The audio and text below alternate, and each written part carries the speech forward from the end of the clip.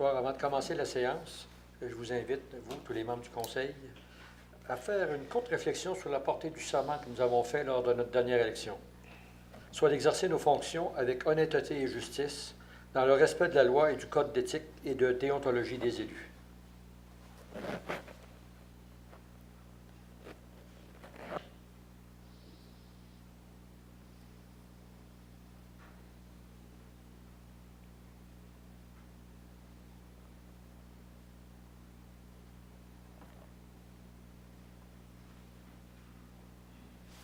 Bon, merci beaucoup.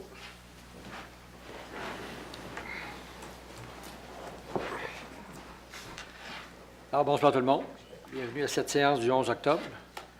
Écoutez, on est vraiment chanceux concernant la température encore. Écoutez, c'est incroyable, là, cette année, notre automne, espérons qu'on ne se rendra pas aux fêtes de même, mais chaque journée qu'on a ensoleillée, il faut en profiter au maximum de changer d'air. Alors, sans plus tarder, nous allons débuter tout de suite par les éléments de la consultation publique. Alors, le 634-2016. Donc, la première consultation se fait sur le projet de règlement 634-2016, règlement qui modifie le règlement de zonage. Ça concerne la zone PD 812. Donc, nous sommes au coin de la 25e rue et de la 30e avenue, au parc commémoratif Chaudière-Appalaches. Donc, on ajoute l'usage salon funéraire comme usage complémentaire à un mausolée. On change la marge de recul de 40 mètres pour la réduire à 15 mètres avec une note sous réserve de la directive du ministère du Développement durable, de l'Environnement et de la lutte au changement climatique. C'est que, dépendamment à quoi servent certaines sections du bâtiment, il peut y avoir une marge plus grande qui est demandée, mais c'est un règlement provincial du ministère de l'Environnement qui s'applique. Donc, pour les marges plus longues, c'est ça qui va s'appliquer. C'est pour ça qu'on modifie en conséquence. Est-ce qu'il y a des questions, des commentaires, des éclaircissements parmi la foule? Non. Merci. Alors, le 635-2016. 635-2016, c'est un règlement qui modifie le règlement de zonage et le règlement de lotissement. Ça vise à modifier diverses dispositions sur la 7e avenue A. 7e avenue A, nous avons, comme c'est là, un projet d'ensemble avec des bâtiments en copropriété. Le projet vise à permettre de mettre ça en propriété indivise. Donc, on crée une nouvelle zone qui est la zone RB 144. Ce sont les terrains qui sont accessibles via la 7e avenue A. On permet les unifamiliales jumelées seulement. On modifie également le règlement de lotissement pour permettre, dans cette zone-là, une rue privée d'une largeur minimum de 7,5 mètres, maximum de 18 mètres.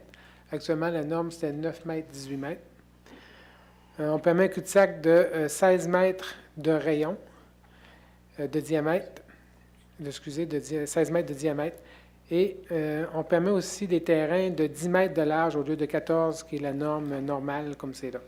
Superficie aussi des terrains, on permet 270 mètres carrés comme minimum au lieu de 378 mètres carrés. Encore ici, il y a des éclaircissements, questions, commentaires. Merci. Le 636-2016. 636-2016, c'est une consultation sur un règlement qui modifie le plan d'urbanisme. Ça vise à modifier une affectation commerciale le long de la route 204 près de la 117e rue. Donc, c'est du côté ouest de la route 204 près de la 117e rue. On remplace une affectation commerciale de type utilité quotidienne par une affectation commerciale de type local et régional, ce qui permet d'un plus grand nombre là, de types de commerce. Commentaires? Questions? Merci. Le 637-2016. Le 637-2016, c'est un règlement qui modifie le règlement de zonage et aussi le règlement cadre obligeant la production d'un plan d'aménagement d'ensemble. Donc, c'est la zone CD 321. Nous sommes dans le secteur de la route 204 et de la 117e rue toujours. On remplace la zone CB 319 par la zone CD 319. Donc, on permet des usages commerciaux de type local et régional plutôt que seulement des types d'utilité quotidienne, mais sans entreposage extérieur. On enlève aussi l'obligation de présenter un plan d'aménagement d'ensemble dans la zone ARB 218, qui est la zone résidentielle voisine. C'est une ancienne norme, finalement, qui n'a jamais servi, mais qu'on enlève, là, ça ne respecte plus là, la situation actuelle. Encore questions? Éclaircissement? Merci. Alors, on est rendu au 638 Oui. 2016. Le règlement 638-2016, c'est un règlement qui modifie le règlement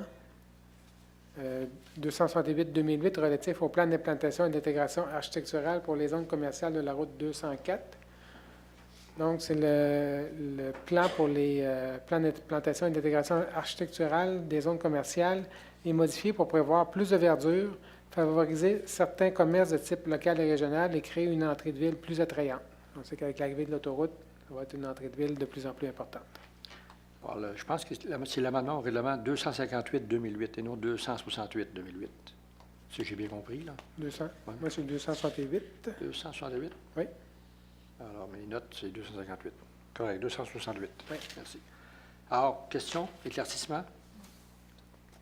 C'est beau. Merci beaucoup. Maintenant, la séance comme telle. Alors, vous avez tous eu la chance de regarder l'ordre du jour. Est-ce que vous avez des points ou des commentaires à rajouter à l'ordre du jour de ce soir? Monsieur le maire, il y aurait l'ajout d'une résolution. À 6-12, donc une résolution qui vise l'autorisation de participation à une étude d'origine-destination pour un prolongement dans l'axe de l'autoroute 73 au sud de la 127e rue. OK. Merci. Alors, s'il n'y en a pas d'autres, ça me prend une proposition pour l'ordre du jour. Proposée par Mme Thibodeau, appuyée par Mme Quirion. Merci. Procès verbal de la dernière séance du Conseil du 26 septembre. Est-ce que quelqu'un a des éclaircissements, des points à rajouter ou à... Proposition. Proposé par M. Thomasin, Appui. appuyé par M. Fortier. Merci. 6, 4, les avis de motion et dispense de lecture. 4.1. 4.1, c'est pour donner un avis de motion avec dispense de lecture pour le règlement 636-2016, règlement qui modifie le plan d'urbanisme. Ça vise à modifier le type d'affectation commerciale le long de la route 204 près de la 117e rue. C'est un règlement qu'on vient de voir en consultation publique. Donc, on remplace une affectation commerciale de type utilité quotidienne par une affectation commerciale locale et régionale dans le secteur de la route 204 et de la 117e rue. Avis de motion et dispense de lecture. Alors, l'avis est donné par M. Thomasin. Merci. 4.2. 4.2, c'est pour donner un avis de motion avec dispense de lecture pour le règlement 638-2016, règlement qui modifie le règlement 268-2008, règlement relatif au plan d'implantation et d'intégration architecturale pour les zones commerciales de la route 204. Donc, ça vise à favoriser plus de verdure des commerces de type local et régional plutôt que d'utilité quotidienne et de rehausser l'entrée de la ville, que ce soit plus attrayant. Avis de motion et dispense de lecture. Alors, l'avis est donné par M. Redmond. Merci. Alors, nous allons passer à l'adoption des règlements. 5.1. 5.1, c'est pour l'adoption du règlement 630-2016, règlement qui modifie le règlement de zonage. Ça vise à modifier les exigences de stationnement au centre-ville. Donc, le projet vise à réduire les exigences concernant l'obligation de fournir des cases de stationnement dans le centre-ville lors d'un agrandissement. Donc, pour un agrandissement d'un bâtiment existant qui a 1000 mètres carrés et moins, tout agrandissement qui n'excédera pas 20 de la superficie de plancher existante n'aura pas besoin de fournir de cases de stationnement supplémentaires. Si le bâtiment avant agrandissement mesure entre 1000 mètres et 5000 mètres carrés, à ce moment-là, c'est tout agrandissement d'une superficie n'excédant pas 10 qui sera exempté d'ajout de cases de stationnement. Et pour un bâtiment de plus de 5000 m², on parle de 5 de la superficie de plancher additionnelle qui n'aura pas besoin de fournir de cases de stationnement. Et tout agrandissement qui va aller au-delà de ces grandeurs-là, la norme sera d'une case par 50 m². Proposition. Proposé par M. J'appuie. Redmond. Appuyé par Mme Thibodeau. Merci. 5.2. 5.2, c'est pour l'adoption du règlement 632-2016, règlement qui modifie le règlement de zonage. Ça vise à créer des zones résidentielles de faible et forte densité dans le prolongement des 165 et 168e rues. C'est un secteur qui est en développement. Donc, on parle 165, 168e rue, de la 18e avenue à la 22e avenue. On enlève les zones d'expansion urbaine existantes et une zone commerciale aussi pour créer des zones résidentielles. Donc, on a une zone CO 533, qui est une zone de conservation, parce qu'on a un milieu humide à conserver dans ce secteur-là. On a une zone d'unifamilial isolée, qui est dans le prolongement de la 165e rue et 160... Excusez. Dans le prolongement 165 et 168e rue, Côte-Nord. On a une zone résidentielle d'unifamilial jumelée entre les futures 18e et 21e avenues du côté sud de la 168e rue. Et une zone résidentielle multifamiliale de 4 à 6 logements du côté est de la future 21e avenue. Proposition. Proposé par Appuyé. Mme Quirion. Appuyé. Appuyé par Mme Bougie. Merci. 5.3.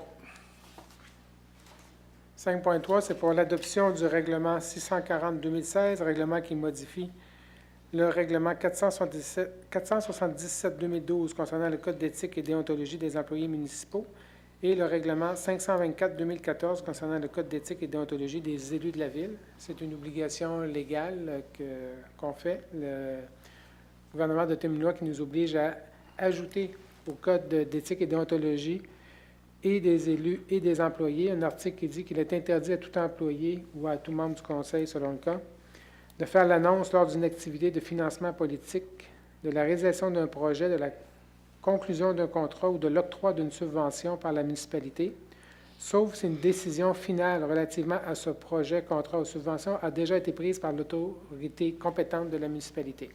Je propose. Et il y a un autre article qui est ajouté dans le Code d'éthique et d'ontologie seulement que des élus, c'est que cet article-là s'applique aussi au personnel politique s'il y en a. Proposé par Mme Thibodeau. Je vais l'appuyer. Appuyé par Mme Quirion. Merci. Alors, nous allons passer maintenant à l'adoption des résolutions. 6.1.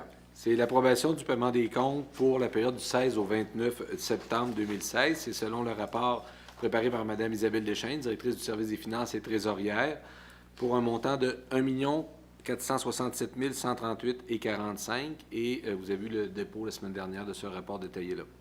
Proposition. Proposé par M. Thomasin. Je vais l'appuyer. Appuyé par M. Fortier-Renaud. Merci. 6.2. C'est l'accord de principe à une demande de prolongement des services municipaux dans la 87e rue par Investissement RDP, Garage Jean-Marie Bernard et Gestion M17.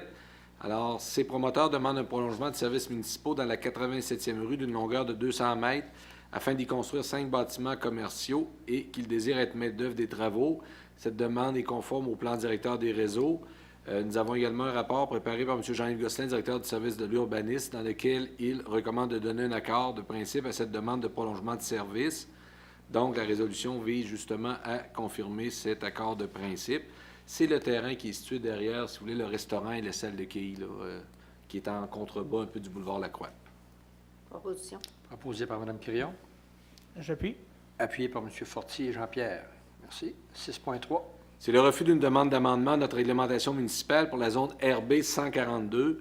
Nous avons une demande d'un promoteur à l'effet de permettre des résidences unifamiliales jumelées du côté est de la 14e avenue, près de la 80e rue, et qui seraient adossées à ce moment des unifamiliales isolées. Nous avons une recommandation du comité consultatif d'urbanisme. Le projet de résolution est à l'effet que le Conseil refuse de modifier la réglementation municipale pour permettre l'implantation de jumelés du côté est de la 14e avenue, près de la 80e rue, dans la zone RB 142, pour les motifs suivants. Depuis plusieurs années, la Ville ne permet plus, lors d'une modification du règlement de zonage, l'implantation de résidences unifamiliales jumelées adossées à des résidences unifamiliales isolées. Des demandes similaires ont été refusées à d'autres promoteurs dans la Ville. Proposition. Proposé par Mme Bougie. Appuyé par M. Redmond. Merci. 6, un peu. 6.4. C'est l'adoption des prévisions budgétaires 2017 de la Régie intermunicipale du comté de Beau-Sud. Alors, la Régie a adopté par son règlement 53-2016 le budget nécessaire à l'exercice financier 2017, à son exercice financier 2017 au montant de 4 415 234. La quote-part de la Ville s'élève à 2 102 152. Il faut légalement là, adopter ces prévisions budgétaires-là pour que la Régie puisse, là, si vous voulez, là, mettre en vigueur son prochain exercice financier, son prochain budget. Donc, le projet de résolution vise à confirmer l'acceptation du budget de la Régie intermunicipale. Proposé. Proposé par M. Redmond. J'appuie. Appuyé par M. Fortier et Jean-Pierre. Merci. 6.5. C'est l'acceptation d'une entente de développement culturel avec le ministère de la Culture et des Communications et la MRC Beauce-Sartigan. Attendu que l'entente triennale culturelle est échue et qu'elle doit dorénavant être renouvelée annuellement. Attendu que le montant versé par le ministère de la Culture et des Communications pour l'année 2017 est de 18 500 $. Attendu que l'entente sera signée de façon tripartite avec la MRC de Beauce-Sartigan. Nous avons également la recommandation de Mme Carole Paquette, directrice du service des loisirs de la culture, à l'effet d'accepter cette entente-là qui vous a été soumise en comité général. Donc, le projet de résolution vise à ce que le Conseil accepte l'entente de développement culturel dans le cadre du programme d'aide aux initiatives de partenariat avec le ministère de la Culture et des Communications et la MRC Beauce-Sartigan pour l'année 2017, laquelle entente est jointe à la présente résolution pour en faire partie intégrante, comme ici elle était reproduite au long, et autoriser le maire et le greffier à signer les documents nécessaires. Je propose. Proposé par Mme Thibodeau, Secondé. appuyé par M. Thomassin. Merci. 6.6. C'est le versement d'une subvention Club Rendez-vous. Le Club Rendez-vous est un organisme sans but lucratif opérant un centre de ski de fond et de raquettes afin de promouvoir et développer la pratique de ces sports dans la ville. Nous avons la demande d'aide financière déposée par le Club Rendez-vous pour la saison 2016-17. Le projet de résolution est à l'effet que le Conseil autorise le versement d'une subvention de 15 000 $ au Club Rendez-vous pour cette saison à venir. C'est un montant qui va être financé à même le budget de fonctionnement de 2016. Proposition. Proposé Mme Quirion, Appuyé. appuyé par M. Redmond. Merci. 6.7. C'est le versement de subventions à un organisme accrédité. Nous avons un rapport préparé par Mme Carole Paquette, directrice du service des loisirs de la culture, en date du 27 septembre, dans lequel elle recommande le paiement d'une subvention à l'organisme accrédité, l'Association du soccer mineur, selon la politique de subvention en vigueur. Donc, le montant à autoriser le versement serait de 48 673 et c'est prévu au budget de fonctionnement. Proposition. Proposé par M. Thomassin, J'appuie. appuyé par M. Fortier-Jean-Pierre. Merci. 6.8. C'est l'autorisation de la fermeture de la première avenue entre la 120e et 130e rue pour la tenue d'une activité du Grand Marché de Noël. Nous avons une demande de l'organisme Quartier Centre-Ville dans le cadre du Grand Marché de Noël qui désire tenir une activité de course de lutin du Père Noël sur la première avenue entre la 120 et 130e rue samedi le 3 décembre 2016 de 8h30 à 9h30 le matin. Pour cette activité, la première avenue doit être fermée à toute circulation. Quartier Centre-Ville désire tenir également le Grand Marché de Noël les 3 et 4 décembre 2016 sur la place Maguire-Gagné. Donc, le projet de résolution vise à ce que le Conseil autorise cet organisme, dans le cadre du Grand Marché de Noël, à tenir son activité de course et de lutin du Père Noël sur la première avenue, entre la 120 et la 130e rue, le samedi 3 décembre, 8h30 à 9h30. Que le Conseil autorise la fermeture de la première avenue dans ce secteur-là pour la même période. Et également que le Conseil autorise la fermeture du stationnement de la place Maguire-Gagné les 3 et 4 décembre pour permettre l'activité. Je propose. Proposé par Mme Thibodeau, Appuyé. appuyé par M. Redmond. Merci. 6.9. C'est l'autorisation d'utiliser une partie du stationnement de l'espace Redmond pour Beausart, l'International de sculpture. Nous avons une demande de Beausart, l'International de sculpture, pour installer le quartier des artistes dans la partie sud du stationnement de l'espace Redmond pour la période du 28 mai au 18 juin 2017. Nous avons une recommandation de M. Jean-Yves Gosselin, directeur du service d'urbanisme, et Mme Carole Paquette, directrice du service des loisirs de la culture, à l'effet d'autoriser cette activité à cet endroit. Donc, le projet de résolution vise à confirmer à Beausart l'autorisation demandée pour le quartier des artistes. La partie sud du stationnement Redmond, si vous voulez, si on se situe face au tableau électronique, c'est la partie qui va vers le centre-ville.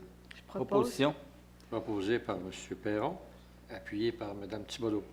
Merci. 6.10. C'est l'embauche du chef de division ressources humaines, relations de travail. Attendu la nouvelle structure organisationnelle qui est entrée en vigueur le 5 septembre 2016. Attendu la recommandation du comité de sélection pour l'embauche d'un chef de division RH relations de travail.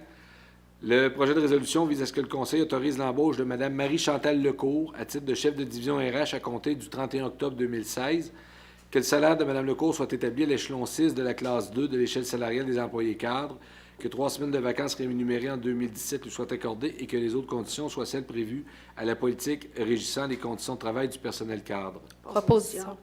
Proposé par Mme Quirion, appuyé par Mme Oui. Bougie. Et bienvenue à bord, Mme Lecourt. Vous allez faire partie d'une belle équipe. 6.11. C'est la nomination d'un représentant de l'employeur sur le comité de retraite. Attendu que M. Jean-Yves Blais, directeur associé du service des ressources humaines et des services juridiques, a été désigné comme représentant de l'employeur sur le comité de retraite par la résolution 14-85-17 adoptée le 24 février 2014.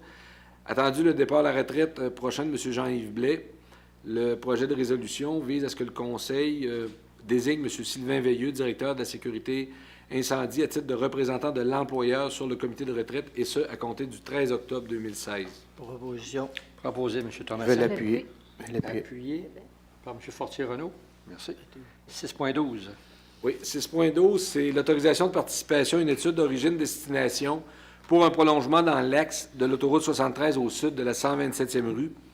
Attendu que le ministère des Transports, de la Mobilité durable et de l'électrification des transports propose de participer à une étude pour la construction d'un boulevard urbain dans le prolongement de l'axe de l'autoroute 73 au sud de la 127e rue, qui est aussi la route 204. Attendu que la Ville propose le prolongement de l'autoroute Robert-Clich plutôt qu'un boulevard urbain.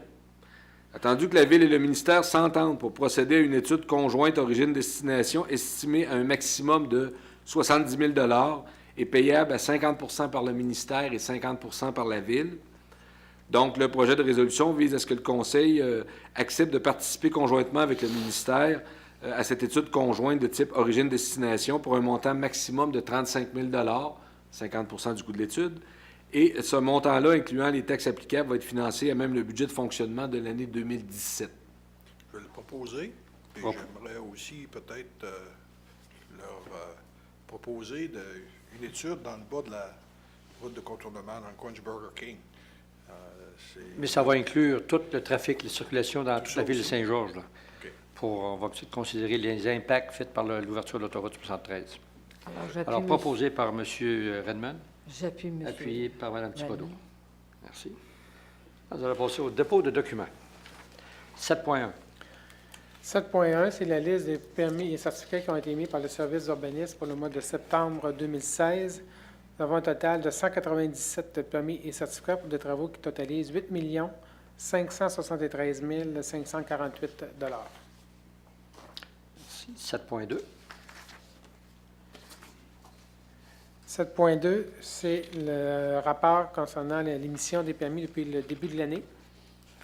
Donc, nous avons un total de 1 724 permis et certificats pour des travaux qui totalisent 52 254 000 $ et 114 nouveaux logements, comparativement à 1 693 permis et certificats en 2015, des travaux de 60 800 000 $ et 158 nouveaux logements.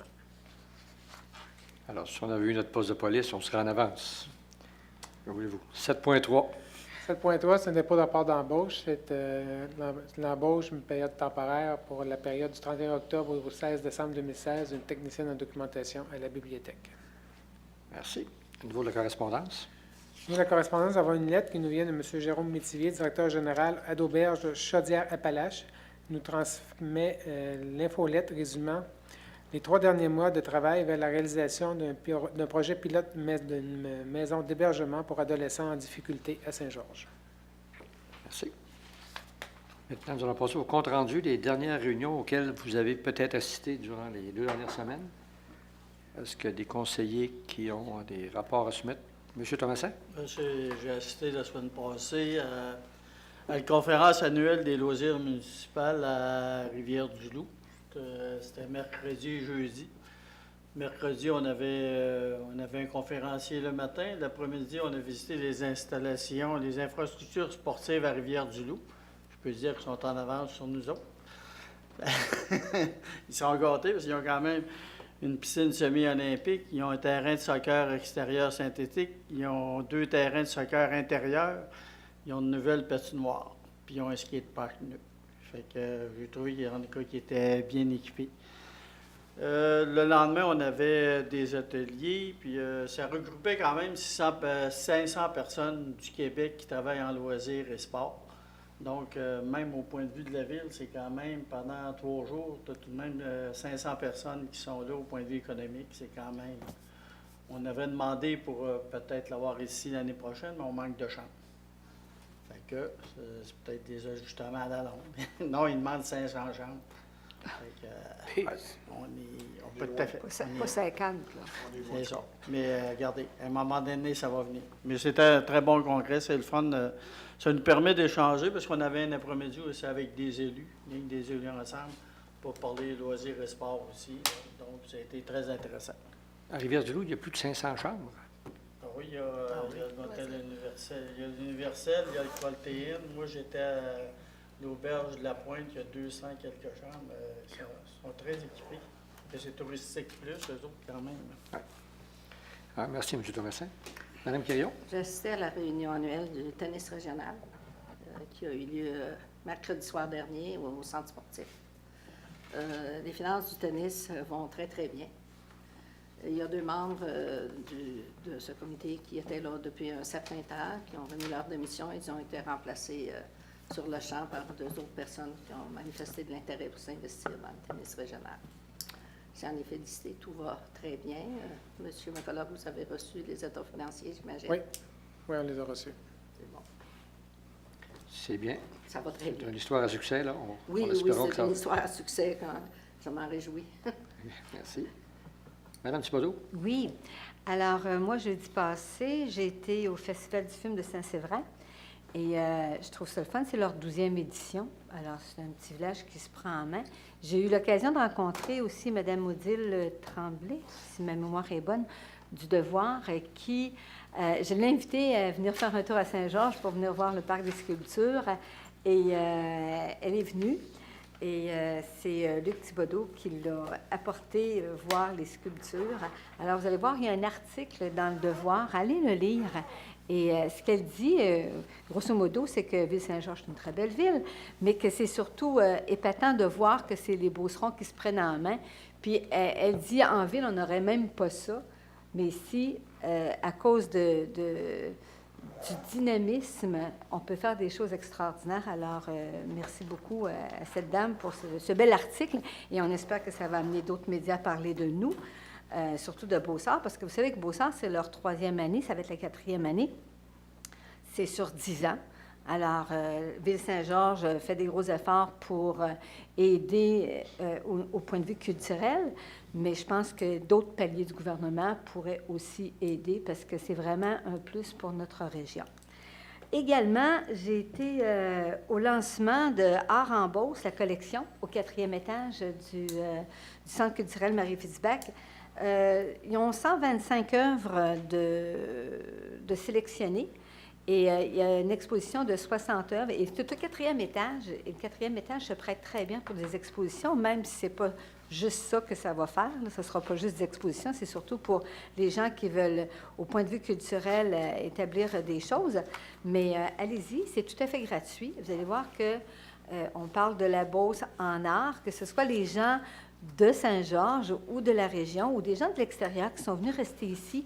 Ils ont découvert la Beauce et ils l'ont mis en visuel. Alors, c'est très, très beau, l'exposition qu'ils nous présentent. Félicitations à toute cette belle gang-là qui ont su monter un super de beau catalogue aussi qui est en vente au coût de 50 $. Vous allez retrouver les 125 œuvres qui sont présentement à Art en Beauce, la collection. Et tout de suite après, c'était la mise en lumière du Centre culturel Marie-Fitzbach. Alors, si vous passez dans le coin, bien, regardez, vous allez voir qu'il y a une mise en lumière qui est faite et c'est très joli. Ça met en évidence le Centre culturel Marie-Fitzbach. En plus d'être beau, je crois que ça améliore la sécurité autour de l'édifice Marie-Fitzbach. C'est beaucoup plus clair, beaucoup plus... Ouais. Ouais. Alors, merci, Mme Thibodeau. Oui, pas des belles décorations d'Halloween. Ah. C'est Mme... Oui, oui. Oui, on on vous a- invite on a- d'aller aller voir les décorations. Ça, c'est de- notre comité d'embellissement. Hein? On a travaillé fort là-dessus. Un travail, c'est la 2e année qu'on fait beaucoup d'efforts, puis c'est très, très beau. Oui. On entend beaucoup de commentaires positifs pour la décoration des citrouilles un joyeux. peu partout dans la ville. Oui, je trouve ça Ah, super. oui. En face du centre sportif, ça rend joyeux. C'est dans le temps, c'est l'automne. Oui, C'est bien. tout à fait. C'est sûr que ça coûte... c'est plus que des sous, c'est des dollars. Mais c'est ça, c'est embelli. Tout coûte cher. Ça fait partie de l'embellissement de la ville. C'est ça. Oui, Mme Bougie. Oui, bien, lundi dernier, là, pas hier, lundi dernier, c'était la journée des aînés que la Ville organise au Georgeville. Donc, j'ai pu assister. Ça a été une belle réussite encore. Là. C'était plein. Si je ne me trompe pas, je crois qu'on a vendu tous les billets pour le dîner ou tout près. Là. Il Donc, manquait d'espace pour le repas. oui, Je sais qu'il y en a bon. qui ont retourné, il y avait trop de monde. Il y avait trop de monde, donc ça a été vraiment encore un succès. Et puis, j'en profite aussi pour dire aux gens que samedi qui vient, je ne sais pas si vous alliez peut-être en parler, là, mais il y a la journée porte ouverte pour la caserne pour l'incendie. Donc, c'est une belle activité à faire en famille. Là. Samedi après-midi, on peut aller voir les pompiers, le nouveau camion qu'on a aussi là, qui va être exposé. Donc, une activité pour tous. Puis ceux qui voudraient devenir pompiers, bien, on est toujours à la recherche. Même si les feux, le nombre de feux diminue. Tant mieux. C'est une bonne. D'autres points, non? Alors, ce que je peux dire, peut-être, de ma part, c'est que demain, bien, c'est l'ouverture officielle à 9 h demain matin de l'autoroute 73. Finalement, on peut faire Saint-Georges-Québec. Alors, à 9 h demain matin, ça va avoir lieu avec la présence du ministre des Transports, M. Laurent Lessard, et certains dignitaires. Jeudi, nous allons vous présenter le nouveau logo de la Ville. Alors, jeudi matin, vous allez voir que la Ville va changer le logo. Vous savez, vous étiez habitués toujours à nos armoiries. Maintenant, on va avoir un logo vraiment distinctif qui va nous représenter dignement. Qui est orienté vers le citoyen, encore une fois. Ceux qui ont vu le vidéoclip, on a toujours mis beaucoup d'importance sur les citoyens parce que notre richesse à Saint-Georges, c'est la qualité de nos citoyens et l'implication de nos citoyens. Alors, le logo va aller en ligne avec le vidéoclip. Ça va être vraiment un citoyen. OK? Attendez à jeudi. Bien sûr, dimanche, de 10 h à midi, ici à l'Hôtel de Ville, nous vous invitons tous pour le Café du maire. Alors, c'est le temps de venir nous voir. On est en pleine période de préparation pour le prochain budget. Alors, ceux qui ont des... C'est ouvert pour les deux côtés de la ville, l'Est et l'Ouest. Alors, les deux côtés peuvent venir en même temps. On va en avoir un aussi dans l'Ouest, mais au mois de novembre. Mais celui de samedi, c'est pour tout le monde. Alors, je vais être accompagné de la majorité des conseillers. Vous êtes tous les bienvenus à venir discuter du prochain budget ou d'autres demandes que vous avez. Ça nous fera plaisir de vous recevoir. Alors, 10 h à midi, on entre par la porte arrière de l'Hôtel de Ville et c'est dans la salle du conseil. Alors, sur ce, si vous n'avez pas d'autres questions, d'autres points proposés par monsieur... Oui? J'aurais une petite notation. J'aimerais noter au niveau de la température. Bon, ben, le soir, on commence à faire sombre plus tôt. Et puis, dans nos rues, même s'ils sont éclairés, nos yeux sont moins habitués. Ça fait que autant les automobilistes que les piétons, faites très attention. C'est les enfants, des fois, qui circulent, croient qu'ils sont bien vus, mais ils ne le sont pas du tout. On a des rues plus sombres, des endroits plus sombres, faire attention.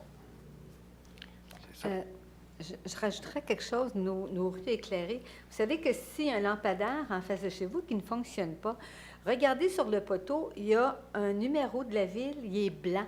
Alors, vous avez juste à téléphoner à la ville, puis vous dites, bon, bien, le numéro du lampadaire 2344 dans la 52e rue ou whatever, il ne fonctionne pas. Alors, on va passer d'ici 2-3 semaines pour réparer ça. Alors, Parfait.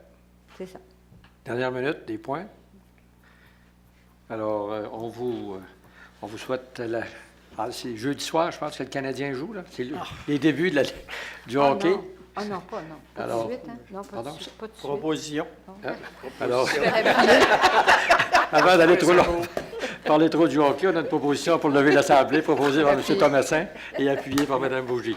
Merci beaucoup et au 24 octobre, même heure, même poste. Merci beaucoup. Cogeco TV, un service exclusif aux clients de Cogeco.